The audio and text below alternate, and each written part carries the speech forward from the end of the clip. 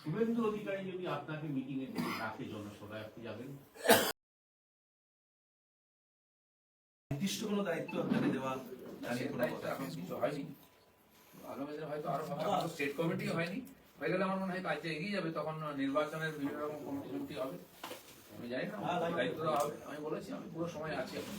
রাজ্য বিজেপি সভাপতি বলছেন দিলীপ ঘোষ চিরকালই ছিলেন, আছেন, থাকবেন। মাঠ জুড়ে খেলানো হবে দিলীপ ঘোষকে।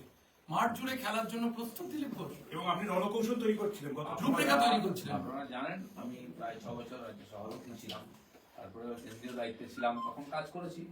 আর পার্টি যেমন চাইবে সেরকমই হয়, একটা টিম থাকে, তারা বসে প্ল্যানিং করেন, সবার জন্য কাজ ঠিক করেন। তো আমি সেভাবেই আজকেও রাজ্য সভাপতিকে বললাম যে আপনি যেরকম বলবেন আমি আপনার জন্য সবসময় থাকবো। এই কদিন ইনঅ্যাক্টিভ কেন ছিলেন সেই প্রশ্নের উত্তরে রাজ্য সভাপতি বলছেন, আমাদের প্রশ্ন বলছেন যে এতদিন দিলীপদা বাড়িতে রূপরেখা তৈরি করছিলেন, ব্লুপ্রিন্ট তৈরি করছিলেন, এতদিন কিভাবে লড়াই করবেন, তারপরে সঠিক সময় ময়দানে নামলেন না, এটাই সময় ছিল, আসল সময়। অভিষেক সর্বপ্রথম স্ট্রাইক ছিল এই ধারণা পার্টির যখন প্রয়োজন আছে তখন আমি আসবো। 13 তারিখে আপনি শ্রমিকদা একসঙ্গে দুর্গাপুরে সভা করছেন। দুর্গাপুরের এমএলএ লক্ষণ করে কালকে এসেছিলেন, তিনি বলেছিলেন যে আমার ওখানে একটা সভা করতে হবে, তো মাননীয় শ্রমিকদা তাকে সময় দিয়েছেন, তো উনি আমাকে বললেন যে আপনিও থাকুন সঙ্গে, হয়তো আমি তার সঙ্গে থাকবো সেদিন। মাঠ জুড়ে তো খেলবেন, নির্দিষ্ট করে কিছু দায়িত্ব আপনার এখন আছে? নির্দিষ্ট নেই। প্ল্যানিং হচ্ছে, আগে তো সভা সমিতি হবে, কারণ কি আমাদের এখানে পরীক্ষার জন্য মাইক বন্ধ হয়ে যায়, তো প্রায় ফেব্রুয়ারি মাসটা 1 থেকে 23 অব্দি পুরো বন্ধই থাকবে সভা। সেজন্য প্রাথমিকভাবে কিছু সভা তো জানুয়ারিতে করে নিতেই হবে, নির্বাচনের একটা প্রস্তুতি হিসাবে হাওয়া তোলার ব্যাপার আছে। তো সভাপতি আছেন, আমাদের বিরোধী নেতা আছেন, প্রাক্তন সভাপতি মন্ত্রী সুকান্ত আছেন, তার মধ্যে আমাকে উনি যুক্ত করেন, আমি সঙ্গে থাকবো। দিলীপ দা, যারা এতদিন ধরে বলছিল দিলীপ ঘোষ তৃণমূলে যাবেন, তাদেরকে কি উত্তর আজকের দিনে? নতুন কল্পনা করে একটা কিছু বলুন, আমি আর কি বলবো।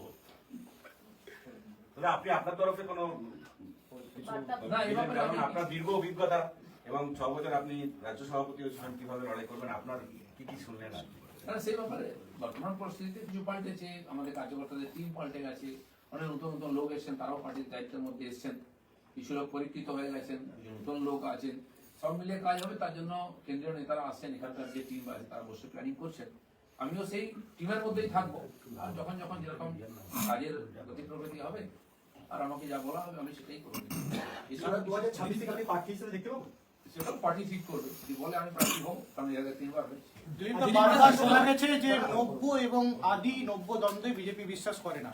আজকেও আপনার মুখে আদি এবং নব্য দ্বন্দ্ব উঠে এলো, মানে কথাটা উঠে এলো। প্রশ্ন নাই, পার্টি চলতে থাকলে লোক আসতে থাকবে, চলেও যায় কিছু কিছু লোক, সেটা আমরা দেখছি। পশ্চিমবাংলায় একটু কোথায় বেশি হয়, ইলেকশন এলে একটু এখানে অদলা বদলি বেশি হয়, যেমন কিছুদিন আগে IPL এর টিম নতুন করে তৈরি হলো, মাইনাস প্লাস হয়, ওরা এদিকেও তাই হয়। সে নতুন লোক এলে কি হয়, তাকে এই পার্টির কালচার শিখতে হয়, সংস্কৃতি কার্যপদ্ধতি, তো প্রত্যেক পার্টির কিছু আলাদা থাকে, তাদেরকে সম্পৃক্ত করে এগোতে হয় ধীরে ধীরে। সেই জায়গায় কি কোনো একটা দ্বন্দ্ব তৈরি হচ্ছিল? এই নতুন যারা এসেছেন তারা দিলীপ ঘোষকে বুঝতে একটু অসুবিধা হচ্ছিল, যে কারণে একটা দ্বন্দ্ব আমার মনে হয় না সেরকম। পার্টি আমাকে বুঝলেই হলো, আমি কি বুঝতে পারছে না পারছে, কাউকে বোঝাবার দায়িত্ব আমার নাই, যে যেমন করে বোঝে, সব জিনিসটা একরকম বোঝে না সবাই। দিলীপ দা, রণকৌশল তৈরির জন্য আমরা জানি যে প্রাক্তন সভাপতি হিসেবে রাহুল সিনহা, সুকান্ত মজুমদার তারা নিয়মিত পার্টি অফিসে আসেন, যে জায়গাটা কোন একটা কারণে গত কয়েক মাস আপনাকে এই রাজ্য দপ্তরের সেবা দেখা যায়নি।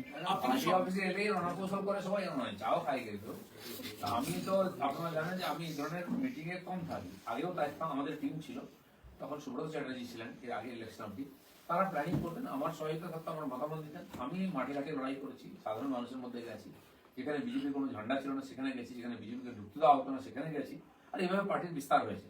তো দুটোই চলবে, আমাদের পার্টির এখন অনেক অভিজ্ঞ নেতা আছেন যারা রণকৌশল তৈরি করতে পারেন, অনেকে রাজনীতি করছেন, তারা সবাই মিলে করবেন।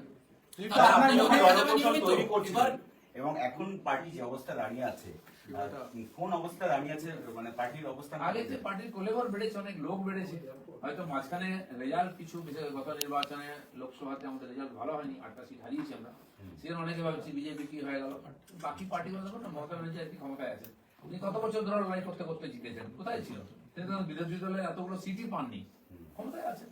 তো হয় পরিস্থিতির কারণে, বিভিন্ন কারণে এখন সারা ভারতবর্ষে বিজেপি আছে, বিভিন্ন পরিস্থিতি জেতার অভিজ্ঞতা আছে, আর সেই কেন্দ্রীয় নেতারা এখানেও নির্বাচন পরিচালনা করবেন আমাদের সামনে থেকে, তো সেই জন্য লড়াইটা এবার একটু অন্য দিতে হবে। দিলীপ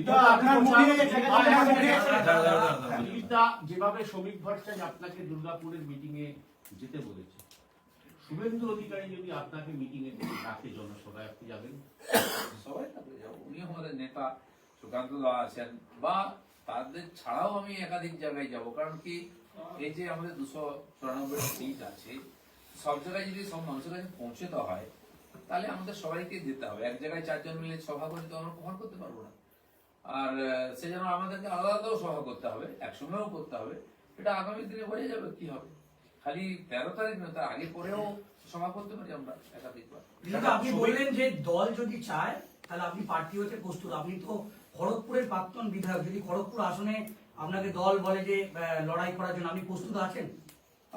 আমি লড়েছি 2 বার, আর দল আমাকে বলেছিল কোথায়, আমি চয়েস বলেছিলাম, জিতেছিলাম। এবারে যদি মনে হয় দল আমাকে লড়ালে দলের লাভ হবে, তো আমাকে এই যে বলেন, আমি নিশ্চয়ই লড়ব। দীর্ঘ 8 মাসের এই পিরিয়ডে আমরা দেখলাম যে দলের সাধারণ কর্মীরা, কিছু দলের কর্মীরা যারা আপনার একসময় শক্তি ছিল, তাদের কাছে অনেক জায়গায় আপনাকে বিভিন্ন রকম ভাবে হেনস্থার শিকার হতে হয়েছে, আপনাকে স্লোগান শুনতে হয়েছে, বিক্ষোভের মুখে পড়তে হয়েছে। সেই কর্মীদের আজকের দিনে দাঁড়িয়ে কি বলবেন? কারণ তারা তো আপনার পার্টির দলের কর্মীরা, তারা আমাকে কখনো বিক্ষোভ দেখায়নি, আমাদের পার্টির কাউকেও দেখায় না। হ্যাঁ, বললাম না, বিশেষ পরিস্থিতিতে কিছু লোক বাইরে থেকে এসে তারা ওই কালচারে বিশ্বাস, গো ব্যাগ, কালো পতাকা, কখন কাকে দেখাতে হয় তারা ভুলে যায়, অভ্যাস হয়ে গেছে। সেরকম কিছু লোক করেছে, তো তারা ঠিক করেছে কি ভুল করেছে, তারা কি করে এটা ওদের ব্যাপার। আমার কোনো টিএমসি লোকের আমার চিরদিন দেখাতো, সেখান থেকে কিছু লোক ঢুকে পড়েছে, তাদের সেই অভ্যাস হয়ে গেছে। তো তারা ঠিক করবে, বিজেপির কালচার মেনে নেবে, এখানে থাকবে কি থাকবে না, কোথায় যাবে, তাদের সমস্যা। দিলীপ ঘোষের এটা কোনো সমস্যা না। বাংলার বিজেপির রাজনীতিতে আপনাকে যদি আমরা আদি নেতা হিসেবে ধরি, তাহলে অনেক দল বদলে বাংলার বিজেপিতে শীর্ষ ক্ষমতায় থাকা নেতারা আজকের দিনে দাঁড়িয়ে নতুন করে তারা প্রমাণ করার চেষ্টা করছেন যে আমি বিজেপিরই লোক, আমি আপনাদেরই লোক। আমরা বিভিন্ন জায়গায় আদি অনন্ত বলে কিছু নয়। আমি 10 বছর আগে এসেছি, কেউ 12 বছর আগে এসছে, কেউ 8 বছর 7 বছর আগে এসছে। কে আদি, কে অনন্ত? আদি তো অনেক, আর আমার চেয়ে অনেক বছর পুরনো। আমাদের মাননীয় শ্রমিক দা আমার চেয়ে অনেক বছর আগে থেকে বিজেপি করছেন, তিনি আদি। তো পার্টির পরিস্থিতি অনুযায়ী কাউকে দায়িত্ব দেয়, কিন্তু আমরা সবাই আদলের কর্মী। তো যারা এসছেন তাদেরও দায়িত্ব আছে যে পার্টির সংস্কৃতির সঙ্গে মিলে গিয়ে নিজেকে বিজেপি হিসেবে প্রমাণিত করা ব্যবহারের মাধ্যমে। আর সেটা অনেকে করছেন, করেছেন, অনেক লোক এসছে। বিজেপি ছিল কোথায়? তো তারা তো বিজেপি, তারাই তো বিজেপি হিসাবে নেতৃত্ব দিচ্ছেন। সিদ্ধান্ত ছিল এটাকে আজকে আপনি যাদের সাথে বৈঠক করলেন, আপনার লোকসভায় আসন বদল, সে আসন বদল একটি ভুল সিদ্ধান্ত ছিল, এটা আপনাকে আপনি একাধিকবার বলেছেন, এটা আজকে তাদেরকে জানিয়েছেন? না না, জানাবার কিছু নেই, আমি কাউকে জানাতে যাইনি। যখন আমার রিয়েকশন বলেছিলাম আর কি হয়েছিল সেটাও বলেছিলাম, সেজন্য পার্টি হয়তো জানে, রিয়েলাইজ করেছে। দাদা, যদি আপনাকে 2026-এ প্রার্থী করা হয় আর আপনার পছন্দ মতো জায়গায় যদি না প্রার্থী করা, তাহলে কি আপনি লড়বেন? দেখেন পার্টি কি বলে। দিলীপ দা, মাসির ঘুম বেরোলে মেসো বলবো কি মাসি বলবো, ভেবে তো লাভ নেই, ঘুম বেরো। দিলীপ দা, এই 8 মাসের পেছনে আপনি নির্বাচনের পর বলেছিলেন রাজনীতিতে কাটি লবিবাজি কথাটা বারবার উঠে এসেছে। আজকের দিনে দাঁড়িয়ে আপনি কি বিশ্বাস করছেন এই কথাটাই? আবার কাটি রাজনীতিতে চলে না, পাশে যে ক্ষমতায় আছে পার্টি তাকে দেখুন না, 2 মহামন্ত্রীর কি ঝগড়া, হ্যাঁ, তাদের ডায়লগ শুনেন কি বলেছে। আমাদের পার্টিতে সে অবস্থা যায় না, তাই কিন্তু মারপেচ হবেই। দাদা, দিলীপ ঘোষকে ঘিরে এতদিন ধরে যে সমস্ত ইস্যুগুলো নিয়ে ঘরে বাইরে তর্ক বিতর্ক, আজকে সুবীর ভট্টাচার্য বলছেন সেই চ্যাপ্টার ক্লোজ। দিলীপ ঘোষ কি? ঠিক আছে, প্রেসিডেন্ট কথাই আমাদের পার্টিতে শেষ কথা। উনি যেটা বলে ক্লোজ তো ক্লোজ, তারা মেনে দিলাম আমরা, বাস। এসআইআর আবহে যেভাবে কাজ করছে বঙ্গ বিজেপি, তাতে কোথাও একটা ছন্দ বদলানো দরকার। আপনি বিভিন্ন জায়গায় কাজ, যেটা পার্টির কাজ ছিল সেটা প্রায় হয়ে গেছে, এখন বিএলওরা করছেন। কিন্তু যেটা আমরা বলেছিলাম যে প্রায় 1.5 কোটির কাছাকাছি ভুয়ো ভোটার আছে, নাম বাদ যাবে, সেটা প্রায় কাছাকাছি। 58-59 লক্ষ তো প্রথমেই ফর্মই ফেরত আসে, নাম বাদ যায়। এরপরে যে ফর্মগুলো এসেছে, একাধিক জায়গায় নাম আছে, ডাকছে, জিজ্ঞেস করছে আপনি কোথায় ভোটার থাকতে চান, কারো কাছে SMS এ মেসেজও আসছে। প্রায় 1.38 কোটি আরো নাম এরকম এসছে যাদেরকে ডাকা হয়েছে, আর বাড়তেও পারে। তো আমার মনে হয় সেখান থেকে কিছু ছাঁট বেরোবে। তো আমাদের বক্তব্যের দিকেই যাচ্ছে পরিস্থিতি। এখন টিএমসি যে বলছিল কি হলো, কিছুই তো হলো না, কি হলো বোঝা যাচ্ছে না।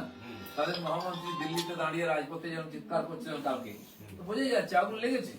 মমতা ব্যানার্জি এখনো চিৎকার করছেন সকাল বিকাল, এই করে দেবো, তাই করে দেবো, দেখে নেবো। কেন? ঠান্ডা মাথায় বসুন না, ঠান্ডা ঠান্ডা কুল কুল। আমি তো বলছি টিএমসি কে এইভাবে দেখতে চাই আমরা, কিন্তু সম্ভব নাই, কারণ আগুন লেগে গেছে। এই যে 1-1.5 কোটি নাম যদি মাইনাস হয়, তো টিএমসি থাকবে কোথায়? আর এটা যে সত্য কথা, তথ্যই তার প্রমাণ দিচ্ছে। আমাদের ভিডিও ভালো লাগলে লাইক আর শেয়ার করুন, কমেন্ট সেকশনে গিয়ে জানান আপনাদের মতামত। আরও ভিডিও পেতে আমাদের চ্যানেল এখনই সাবস্ক্রাইব করুন এবং প্রতি মুহূর্তের খবরের আপডেট পেতে প্রেস করুন বেল আইকন।